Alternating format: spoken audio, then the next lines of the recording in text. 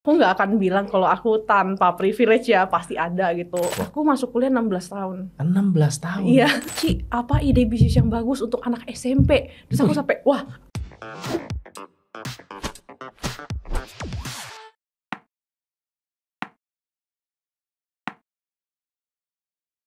Teman-teman, selamat datang di Behind the Business. Hari ini kita kedatangan anak muda yang sukses. Dan buat kamu yang pengen belajar tentang gimana cara menjadi seorang entrepreneur, terutama para wanita yang mau berbisnis, yang penasaran bagaimana cara-caranya, kita akan bongkar bagaimana strategi mengembangkan bisnis untuk anak-anak muda. Tapi buat teman-teman yang belum subscribe channel ini, silahkan subscribe untuk mendapatkan banyak strategi bisnis dan juga informasi tentang bagaimana cara mengembangkan bisnis. Oke, hari ini saya sedang bersama dengan Kelly Patricia yang merupakan influencer, business mentor, sekaligus juga founder dari Lady Boss Project. Halo Kelly. Halo Coach Tom. Kamu masih muda banget ya? Iya, I just turned 25 2 months ago. Wow. Saya umur 25 ngapain ya? Saya 25 masih main-main, masih apa namanya, masih seneng main. Kamu udah mulai bisnis, gimana kalau udah 50 nanti? Sekarang juga kadang masih seneng main kok, Masih Coach. seneng main ya? Jiwa mudanya masih ada. Ya, jiwa mudanya masih ada ya. Harus, nggak boleh hilang. Kalau enggak nanti kalau udah telat ini ya, kita udah berumur tapi tetap masih belum menikmati main-main, nanti mainnya di usia tua udah lebih nggak sehat. Oh iya benar-benar. Udah habis-habisin waktu main nggak apa-apa. Jadi kayak apa tuh, inner child-nya tuh kayak masih ketinggalan gitu. Benar, ya. benar. Masa kecil kurang bahagia. Kelly, lebih suka dipanggil dikenal sebagai content creator atau entrepreneur? Dua-duanya boleh nggak? Dua-duanya boleh ya. Tapi kalau waktu pertama kali dulu awali entrepreneur atau content creator? Dulu awalnya itu entrepreneur dulu. Entrepreneur ya, dulu. Jadi aku baru mulai content creating itu setelah pandemi. Setelah pandemi. Ya, jadi sebelum pandemi itu aku bisnis pesta, dekorasi pesta untuk kayak anak-anak ulang tahun gitu ya. Kayak ulang tahun ke-1. Aku bahkan baru tahu ada istilah kayak bukan ulang tahun malahan, bayi 1 bulan. Bayi satu bulan dirayain gitu, ada pestanya, ada dekorasi balon-balonnya, terus ada kue-kuenya gitu. Nah itu aku pikir kayak dulu pas aku masih jalani bisnis IO, aku pikir kayak wah gila ya, seru ya kalau misalnya kita bisa cari cuan sambil kayak membahagiakan orang lain gitu, kayak liatin keluarga-keluarga kayak young couples gitu yang bahagia gitu, Coach. Nah ya sempet jalan sekitar 2 tahunan gitu, terus tiba-tiba pandemi kan, nggak boleh pesta ya gitu.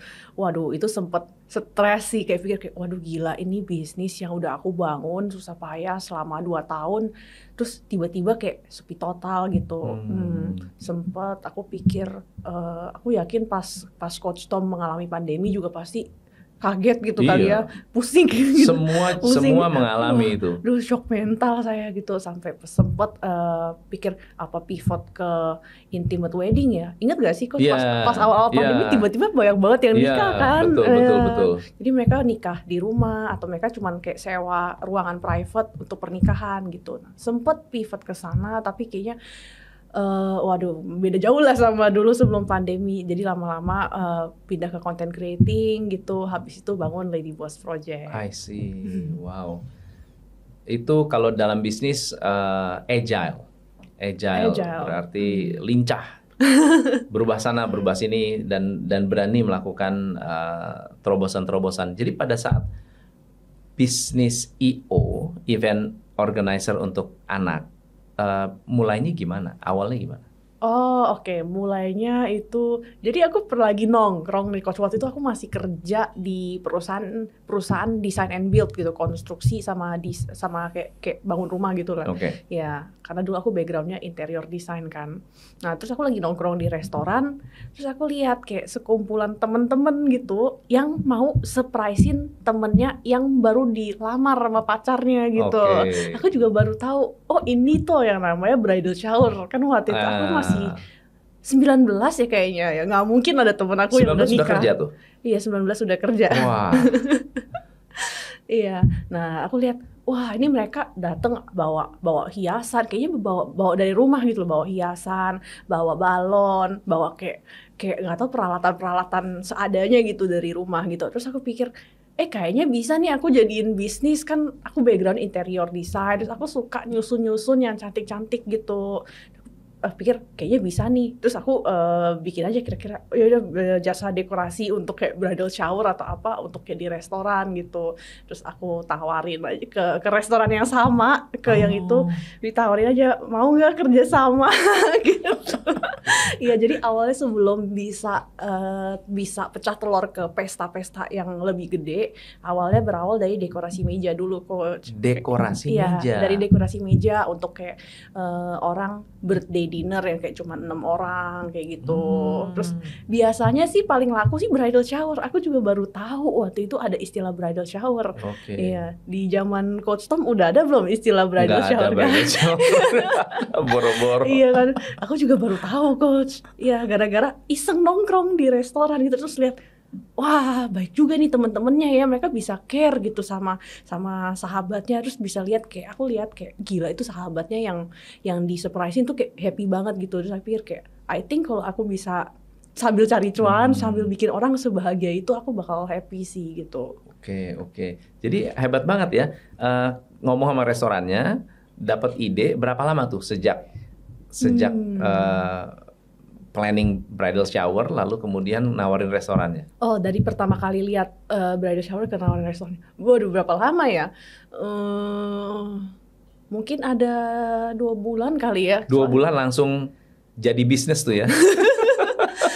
Ya udah cukup lama sih, harusnya langsung action. Customer pertamanya siapa? Customer pertamanya itu di restoran yang itu. Jadi ada kayak orang mau bridal shower juga kayak gitu. Terus iya. hubungin Kelly. Iya, hubungin, aku kasih nomor WhatsApp kayak gitu, nomor WhatsApp sama kayak ambil aja foto dari Pinterest gitu, kira-kira dekorasi meja yang cantik kayak gini contohnya gitu. Keren. Iya, jadi pas mereka udah kayaknya tertarik nih, ya udah aku beli peralatannya, aku hias-hiasi dan cantik. Awal-awalnya mereka sih kelihatannya happy, tapi menurut aku masih kayak belum bagus gitu. Puncaknya bisnis EO itu kapan dan event apa yang paling membanggakan? Events yang paling membanggakan, aku pernah dapet klien yang paling membanggakan, mungkin aku ada sekali gitu ya. Mungkin bisa ada 2 yang lumayan membanggakan itu. Satu, aku dapet klien yang ya lumayan mendadak gitu ya, Coach. Aku dapet kliennya itu AirAsia waktu itu. Iya. Terus dia butuh dekorasi untuk kayak pesta lebaran gitu, tapi kayak mepet banget. Mepet banget gitu. AirAsia sampai bisa kenal Kelly, gimana ceritanya? Kayaknya waktu itu dapat dari kenalan sih. Jadi kayak kayaknya AirAsia itu hubungin kenalan aku. Terus kayaknya dia bilang kayak kita mau barengan nggak gitu, soalnya dia nggak bisa handle sendiri karena mepet gitu. Terus aku pikir ya udah gitu. Nah, acaranya sukses. Tapi mepet banget, gila. Itu parah banget tuh, kayak aku bergadang sampai jam berapa itu. Iya, itu komitmen bisnis jasa begitu. Saya dulu di travel. Di travel. Di travel juga ada menyentuh kalau itu namanya MICE ya, Meeting, Incentive, Conference dan Exhibition. Itu ada satu divisinya.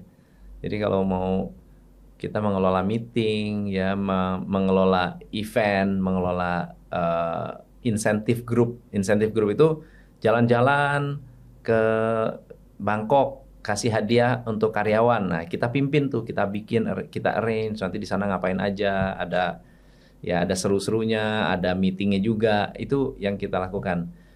Dan memang kerjanya 24 jam. 24 jam. Iya benar.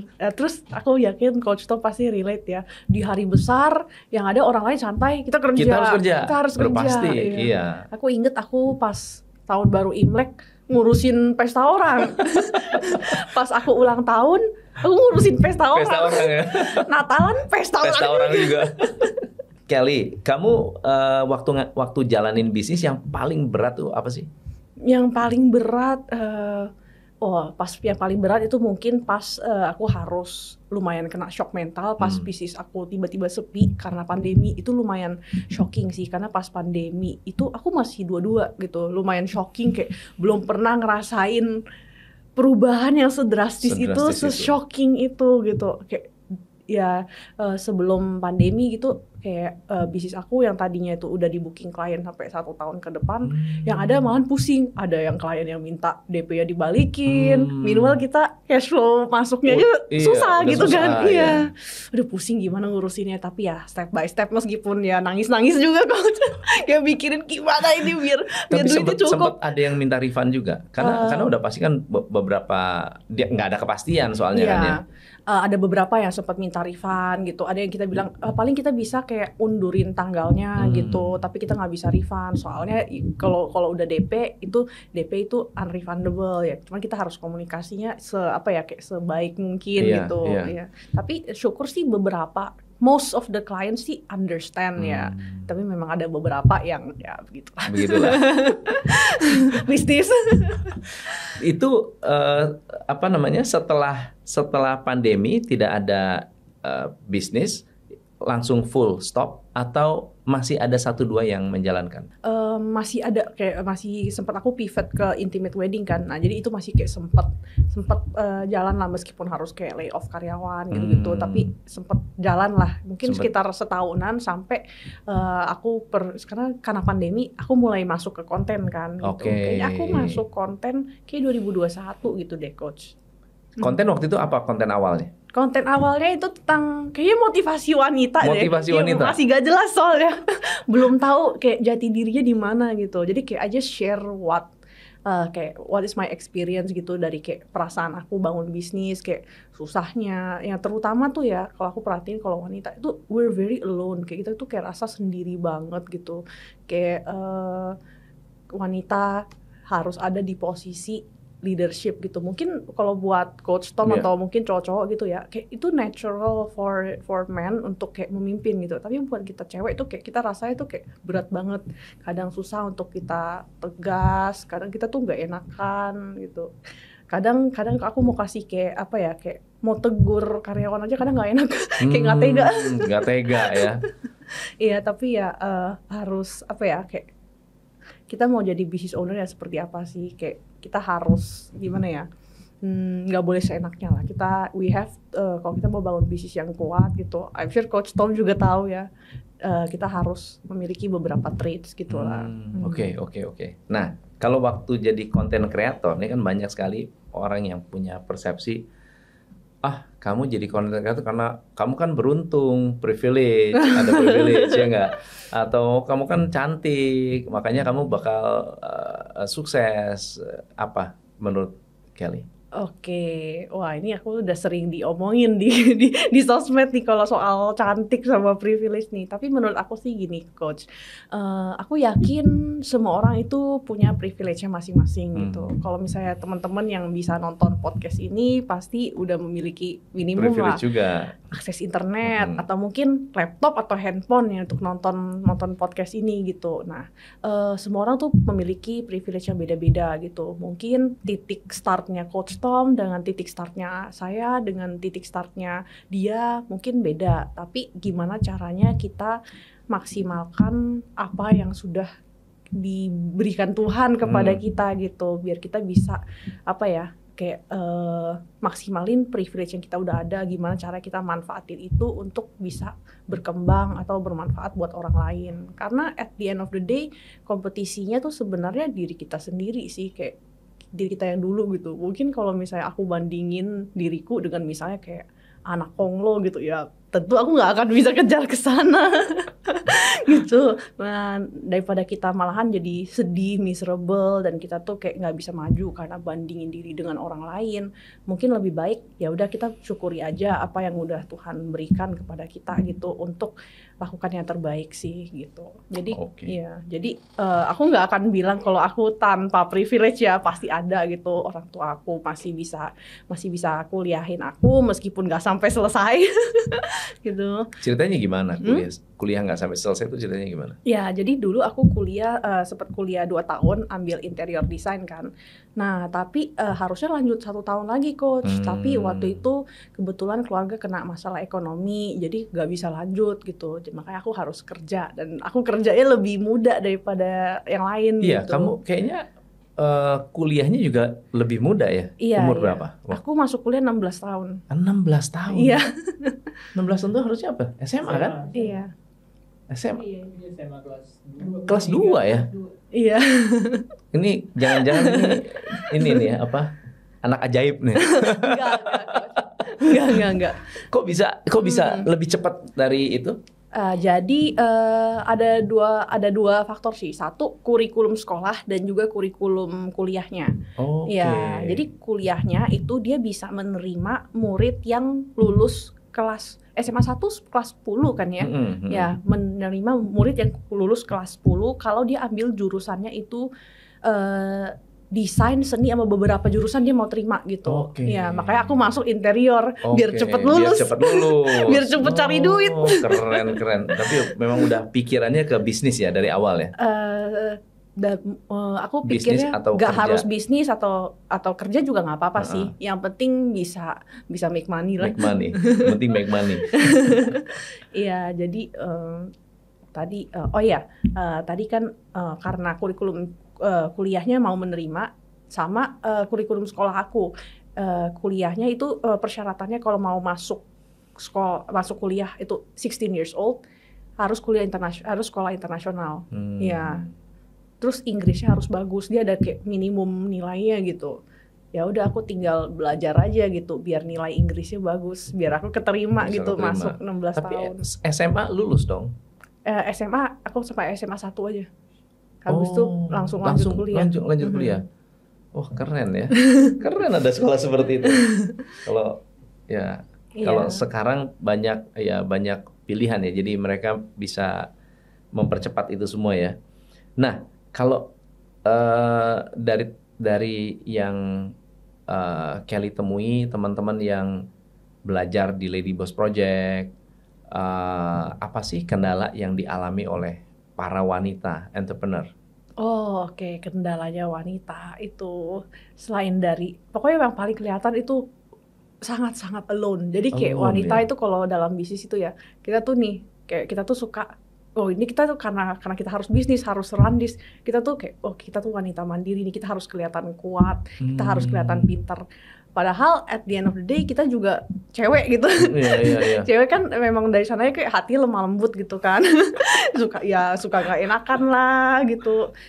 Suka nggak tega mau tegas gitu. Nah, iya, dan juga I'm pretty sure ya, mau kita cewek atau cowok pasti pressure-nya untuk running a business itu nggak gampang sih coach. Iya. Ya, kayak nggak gampang itu, responsibility-nya yang ada di pundak kita tuh itu berat gitu. Kayak apalagi kalau misalnya udah punya tim ya, itu kayaknya kayak kita tuh kayak harus responsible atas membayar gaji mereka, biar mereka juga nggak cuman sekedar terima gaji aja, tapi juga dengan kerja di bisnis kita mereka bisa berkembang gitu. Betul. Ya, itu kayaknya nambah responsibility, dan kadang kita rasa kayak kok nggak ada yang relate gitu ya. Kayaknya teman-teman di sekitar aku fokusnya tuh kayak ini ada baju bagus nih, atau nggak kayak ngomongin drakor, kayak aku mau ngomongin bisnisku sama siapa nih ya. Benar. Iya, jadi aku pikir kayaknya kalau aku bangun kelas gitu yang ada kayak grup untuk diskusi, kayaknya buat cewek-cewek gitu kayaknya seru gitu. Biar kayak bisa ketemu sama orang-orang yang sefrekuensi, yang seperjuangan, biar nggak rasa sendiri sih coach. Akhirnya muncullah Lady Boss Project. Oke, jadi itu sejarahnya ya. Iya. Oke, mencari orang yang alone juga supaya bisa alone bersama-sama. Terus setelah bangun Lady Boss Project, apa yang dirasakan Kelly? Yang aku rasakan itu kadang-kadang stres kalau misalnya lagi ada masalah di bisnisnya gitu. Tapi lebih ke tiap kali aku lihat kayak misalnya ada member yang cerita kalau misalnya mereka dapat ilmu gini-gini, lalu bisnis mereka berubah, atau misalnya mereka jadi tertata dengan rapi gitu. Salah satu masalah yang aku paling sering lihat di kelas aku itu cewek-cewek nih misalnya mau mulai bisnis gitu.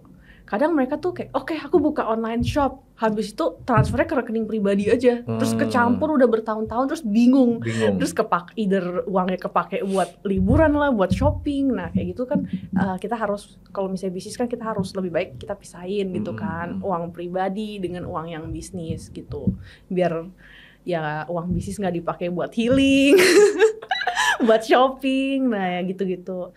Jadi tiap kali aku lihat ada kayak member yang mungkin kayak setelah nonton videonya gitu, aku akhirnya udah bisa pisahin kayak gitu, udah kelihatan jelas, atau enggak akhirnya aku udah ngerti cara bagi profit dengan partner aku. Ya itu bikin aku bahagia aja sih gitu, kayak gimana ya? I think kayak dapat duit sih seru ya, happy ya, tapi saat kita bisa kasih kayak a positive impact on someone's life, itu the kind of happiness itu beda. Wow. Bersyukur di usia kamu sekarang udah nggak nyari-nyari apa yang gue suka gitu ya. Sekarang udah kelihatan ini kayaknya sesuatu yang menyenangkan ya, yang bisa dikerjakan long term. Tapi apakah Business Lady Boss Project ini sustainable business model edukasi? Menurut Kelly gimana? Menurut aku sustainable karena orang pasti makin kesini kan mereka makin ingin belajar gitu. Apalagi aku lihat anak-anak muda sekarang sangat semangat. Kadang aku dapat pertanyaan gitu ya, Ci, apa ide bisnis yang bagus untuk anak SMP? Terus aku sampai, wah gila, aku pas SMP lagi ngapain? Kayaknya aku masih lagi main game deh. Ya, masih lagi makin muda ya. Masih lagi jajan siomay di belakang sekolah. Bener. Gila, anak muda sekarang sih harus disaluti, hebat-hebat sih. Mereka kayak bener-bener, mereka apa ya, kayak daya juangnya untuk kayak cari duit itu gila gitu. Kamu masih muda, ngelihat anak yang lebih muda, gila. Saya lihat kamu, gila hebat banget. Kamu ngelihat lebih muda lagi, gila hebat banget. Aku lihat Coach Tom, hebat banget. Suatu hari, amin deh, aku bisa seperti Coach Tom deh. Tapi kan perjalanan saya sangat panjang dan nggak mudah gitu untuk bisa sampai ke titik ini, bukan hal yang mudah. Sampai bisa menemukan model bisnis yang kita jalankan sekarang, itu saya butuh waktu mungkin 5-6 tahun. Kamu dalam waktu singkat bisa ketemu sebuah bisnis model yang bisa membuat kamu happy, yang bisa menghasilkan, yang bisa berinteraksi dengan customer, itu satu hal yang luar biasa sekali. Jadi kamu belajar bisnis dari mana? Dari pengalaman. Pengalaman memang guru yang terbaik ya. Iya. Dan bagusnya nggak disimpan sendiri, di sharing ke teman-teman. Wow. Kalau waktu kita bangun satu bisnis ya, kita coba kita breakdown. Kalau orang-orang yang memulai bisnis terus gagal, apa kesalahan-kesalahan yang mereka lakukan berdasarkan pengalaman Kelly? Wah, semua orang kalau gagal dalam bisnis itu alasannya bisa beda-beda. Kadang karena mereka kurang komitmen, bisa. Jadi mereka gagal karena mereka kurang komitmen. Somehow aku sering lihat juga kayak beberapa orang nanya di IG Instagram aku, gimana caranya biar tetap semangat dalam bisnis? Aku pikir kalau kamu udah mau bisnis, berarti kamu udah siap untuk komit meskipun kamu lagi nggak semangat gitu. Nah, jadi di situ aku sadar ada beberapa orang yang mungkin mereka masih sangat terefek dengan moodnya gitu. Jadi masih kurang komitmennya gitu untuk jalanin bisnis terutama pas lagi turun. Benar. Itu satu. Terus juga produknya nggak cocok dengan apa yang diinginkan oleh customer. Karena kalau misalnya kita jual something yang ternyata nggak dibutuhkan atau mungkin nggak sesuai dengan apa yang marketnya mau, itu akan susah untuk kita bisa profit gitu, apalagi survive gitu. Terus sama juga management cash flow. Kalau management cash flow-nya itu buruk banget, kadang cuannya gede, nggak bisa diatur duitnya, nggak tahu hilang kemana. Nggak tahu lagi kemana ya. Iya. Kalau menurut aku sih yang aku perhatiin dari business owner cewek-cewek sih biasanya itu sih. Oke. Terus saat kalau sekarang kan banyak sekali yang menjalankan bisnis online. Betul ya? Online, lalu kemudian jadi dropshipper atau jualan online. sejauh ini Kelly lihatnya bisnis model itu dibandingkan dengan pas pandemi atau setelah pandemi ada perubahan nggak? Berubah nggak sih? Oke, jualan online. Oke, jualan online itu sangat luas ya, tergantung. Soalnya hampir semua brand, bahkan sampai brand-brand besar pun sekarang mereka jualan online karena untuk menjangkau customer, karena udah terbiasa ya setelah pandemi ya, Coach. Jadi menurut aku kalau jualan online, I think almost every business harus memiliki channel online gitu, karena biar mereka bisa memiliki online presence, karena the future kan online kan, semua makin lama semua makin digital gitu, biar bisa menjangkau orang lebih banyak gitu. Orang juga makin males keluar sih aku perhatiin, Coach. Macet ya, apalagi Jakarta. Benar. Macet banget.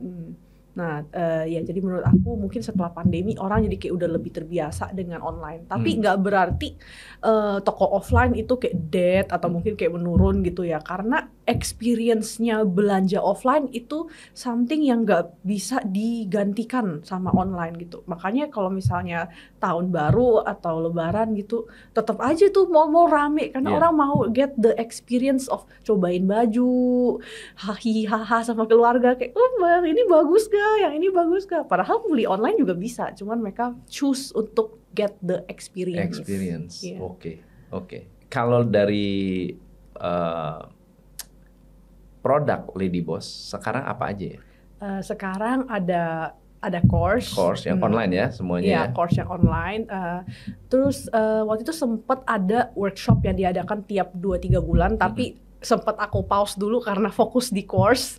Tapi aku harap tahun ini bisa dilanjutin lagi, dikonsistenin lagi tiap 2-3 bulan adain workshop atau pelatihan gitu. Sama ada buku. Buku? Oh iya, buku apa?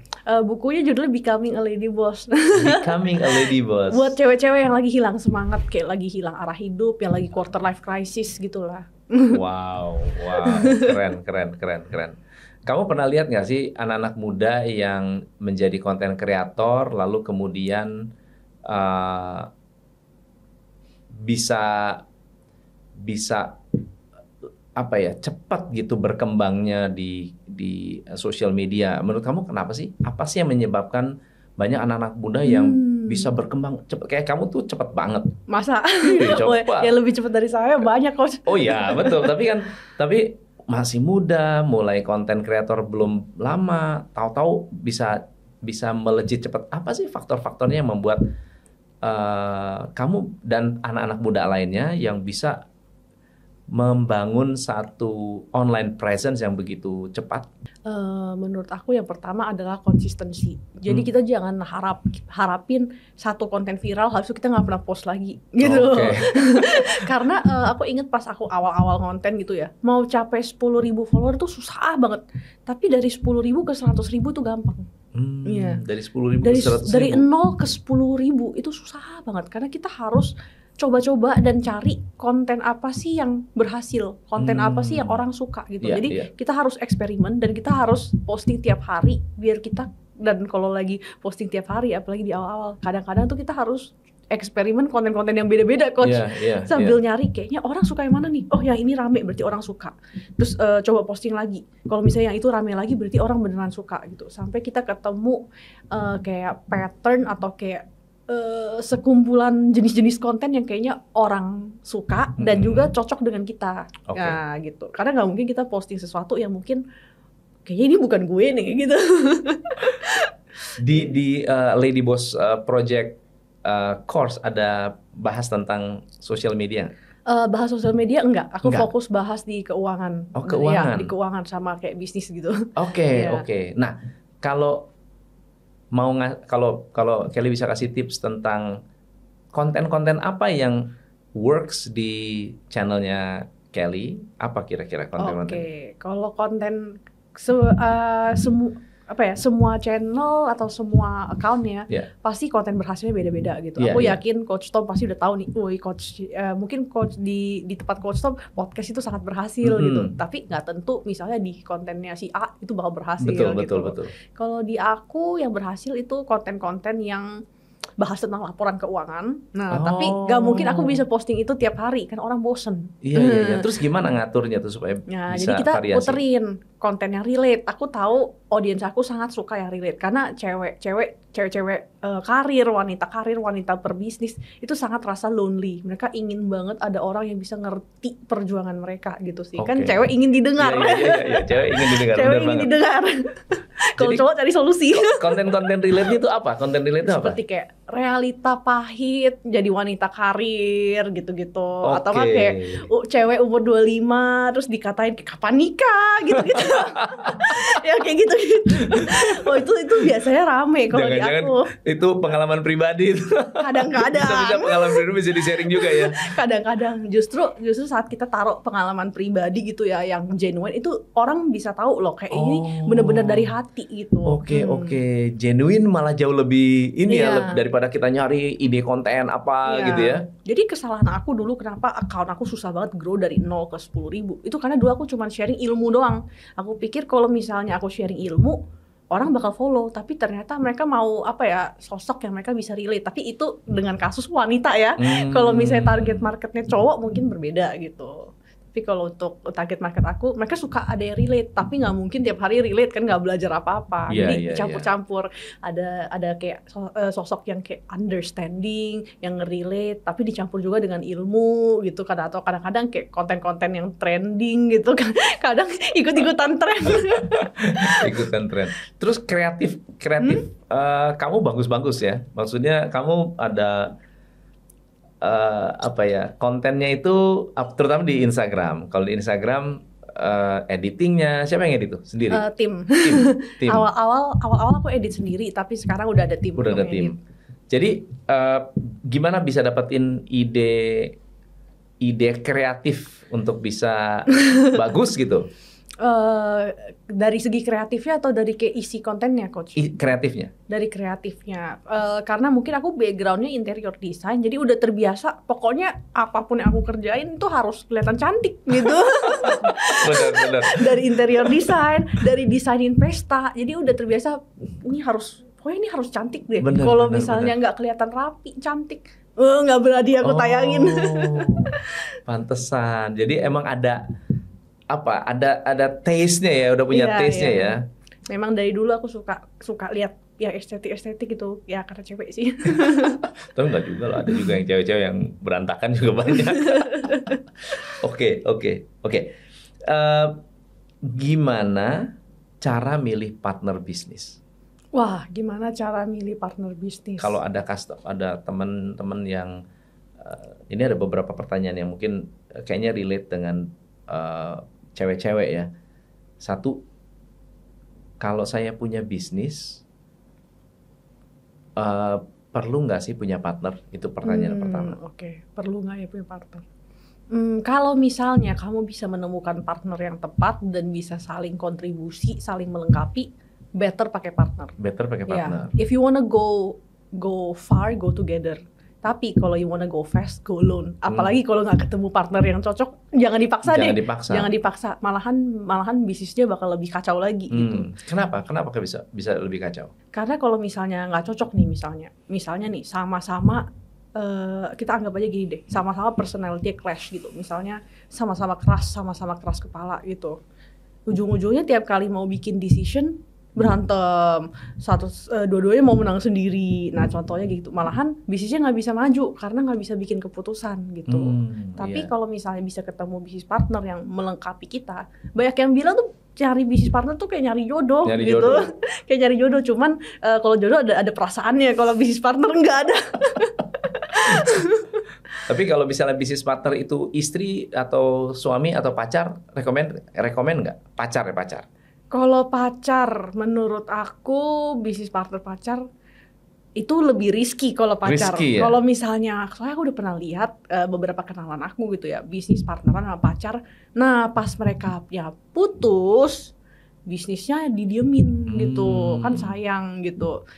Jadi kalau mau bisnis partneran dengan pacar, harus bicara dulu. Kalau misalnya amit-amit kalian putus, bisnisnya mau diapain gitu. Tapi kan kalau pas pacaran masih Iya, bucin ya, kan, bucin. nggak mungkin kita putus. Ya, bener-bener nggak mungkin kita putus. Tapi kita nggak pernah tahu what happened dalam 1 tahun, 2 tahun, atau mungkin pas bisnisnya itu lagi not doing very well, pasti muncul malahan apa ya, kayak masalah bisnis udah mulai kecampur dengan masalah pribadi gitu. Iya. Jadi menurut aku kalau misalnya suami istri sih oke, tapi kalau untuk pacaran pikir-pikir dulu deh. Pikir dulu ya. Pikir-pikir dulu walaupun seru ya, walaupun Iya. asik, tapi bisa nggak jaga profesionalisme saat sudah, kalau misalnya ternyata sudah putus gitu ya. Iya. Oke, pertanyaan berikutnya. Ada apa sih yang bisa membedakan kalau kamu ketemu orang gitu ya, ini orang nih pengusaha yang udah kawakan nih, profesional, ini amatir, apa bedanya? No, oke. Karakter. Menurut aku karakternya, kalau misalnya yang udah berpengalaman gitu ya, mereka lebih nggak ngejudge perjuangan orang gitu. Jadi kayak mereka tahu kalau behind every bisnis yang sukses itu pasti ada perjuangannya kayak gitu.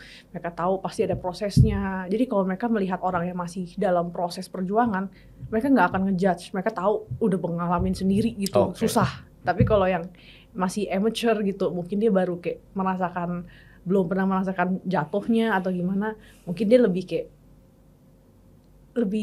ya susah dijelasin sih, tapi kayak gitulah gitu. Tapi kalau menurut saya banyak pengusaha bagus sih, saya setuju banget sih. Kalau pengusaha-pengusaha yang sudah mateng itu mereka banyak sekali berfokus kepada sesuatu yang sifatnya long term. Jadi mereka nggak tertarik lagi untuk flexing, nggak tertarik lagi untuk nunjukin gue hebat ya, gue omsetnya berapa. Tapi walaupun omsetnya besar ataupun omsetnya kecil, mereka tidak terlalu tertarik untuk menunjukkan gue hebat. Tapi pengusaha-pengusaha yang baru rata-rata mereka setiap achievement itu adalah satu hal yang harus di sharing gitu ya. Which is di satu sisi itu bagus, tapi di sisi lain bisa jadi ini adalah satu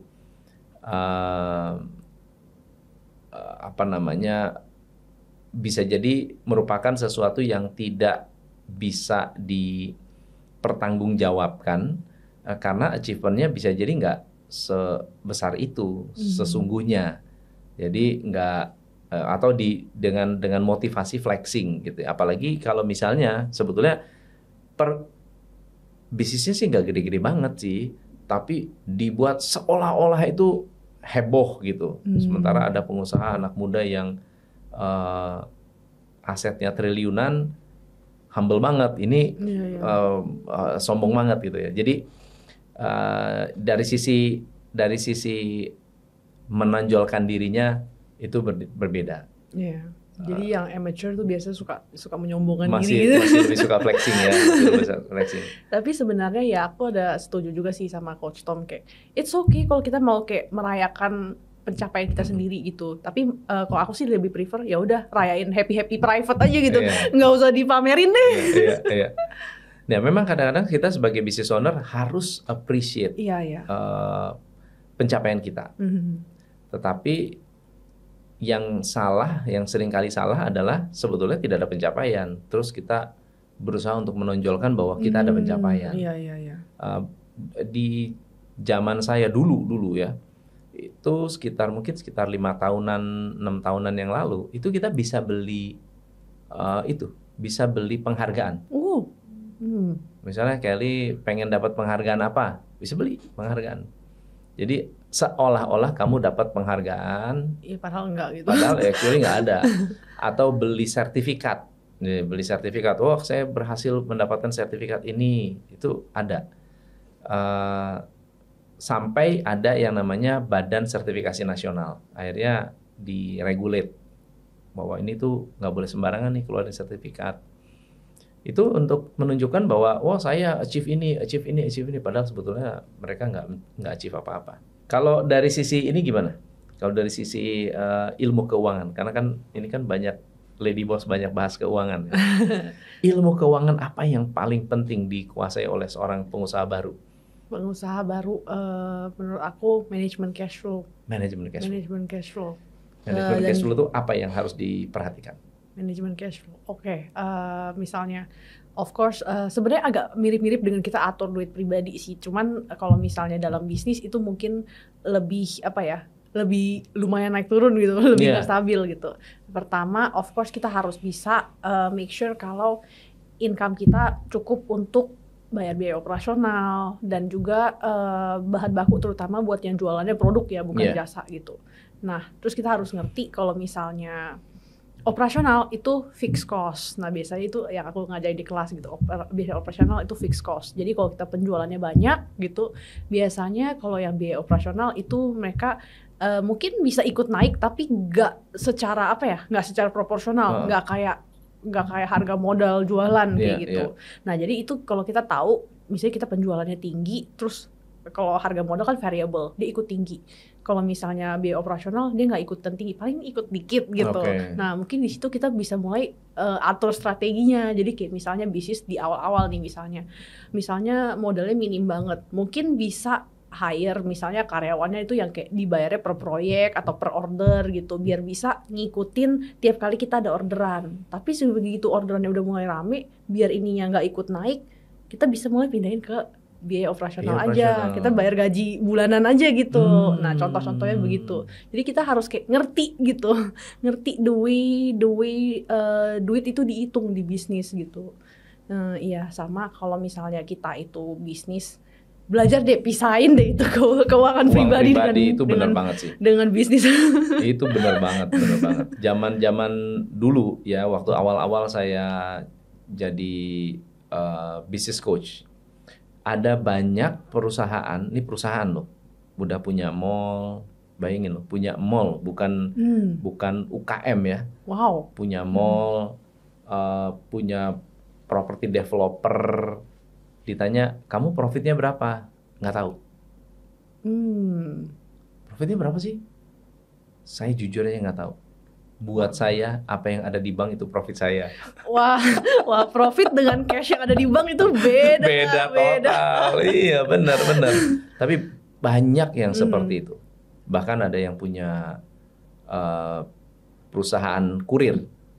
Zaman dulu tuh kurir, ada yang kurir ketemu customer langsung, artinya yang retail kayak JNT sekarang atau Tiki ya.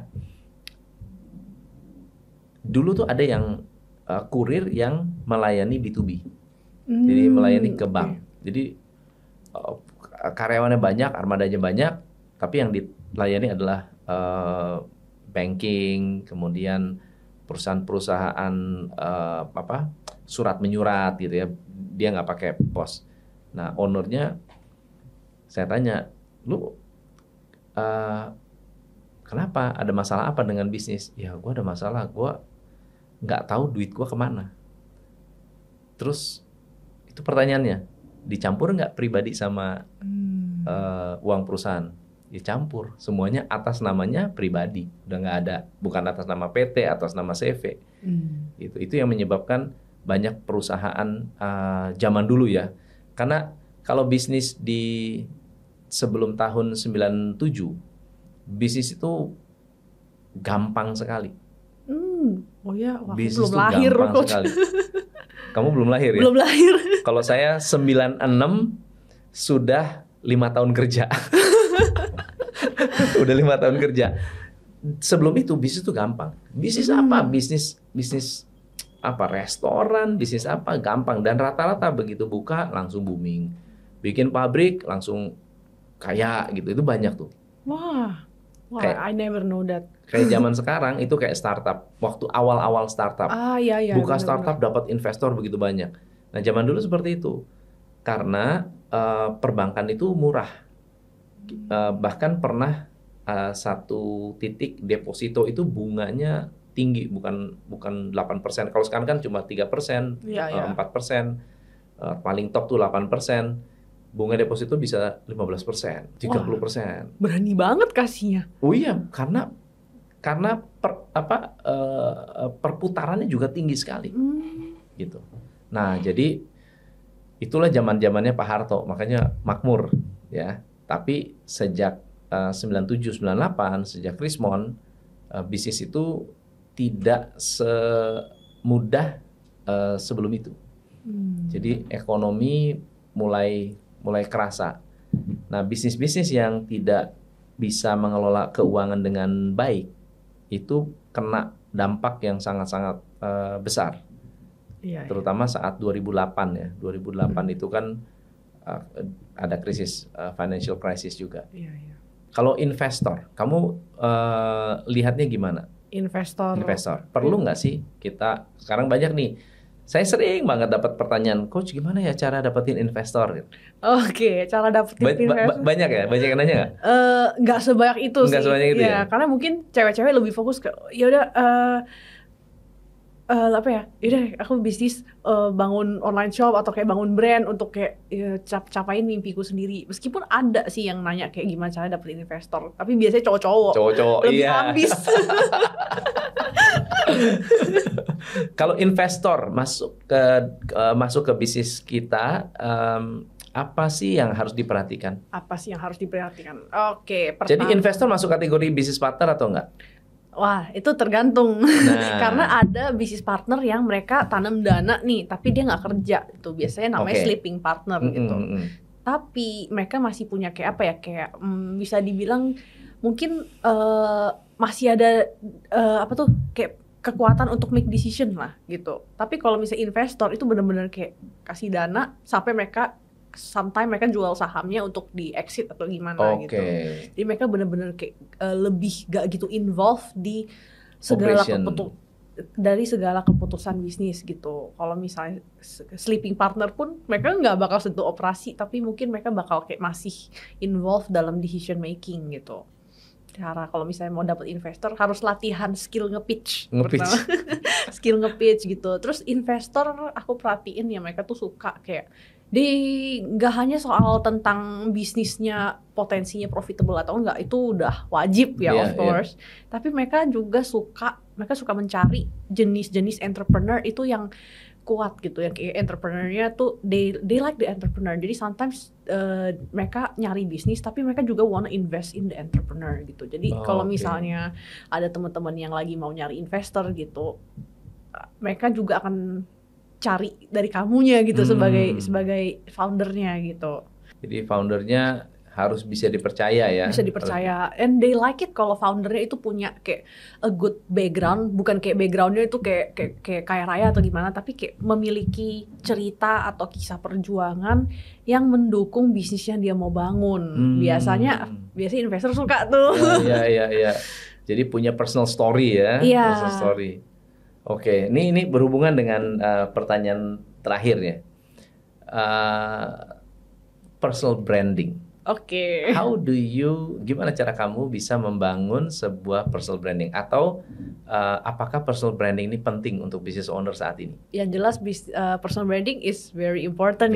Which is why Coach Tom dan aku masuk ke personal branding gitu. Yes. Karena biar orang kenal kita itu siapa, dan juga kayak biar itu lebih kayak CV-nya business owner sih. Kalau misalnya kita cari pekerjaan gitu kan, bikin CV. Tapi kalau business owner mungkin agak aneh untuk bikin CV. Jadi kita bikin personal branding aja, biar kayak orang juga bisa lihat the person behind the business itu juga someone yang kredibel, yang profesional, kelihatan kita pengalamannya apa gitu. Dan kadang ya fun aja sih personal branding gitu, sharing tentang kehidupan, sharing tentang pengalaman hidup. Nggak usah terlalu serius lah, nggak apa-apa ya. Bawa fun aja. Kalau ada tips buat teman-teman tentang personal branding, apa yang menurut kamu harus diperhatikan? Konsisten, terus sebarkan, sharing aja, fokus sharing value yang mungkin bermanfaat gitu dan juga positif ya. Jangan sampai kita viral karena hal-hal yang aneh-aneh gitu lah. Karena reputasi itu susah dibangun gitu, sekali rusak hancur selamanya. Ya sama konsistensi, terus sharing value, sama ya enjoy aja prosesnya gitu sih. Enjoy the process. Wow. Ada pesan nggak buat teman-teman yang sedang nonton sekarang ini?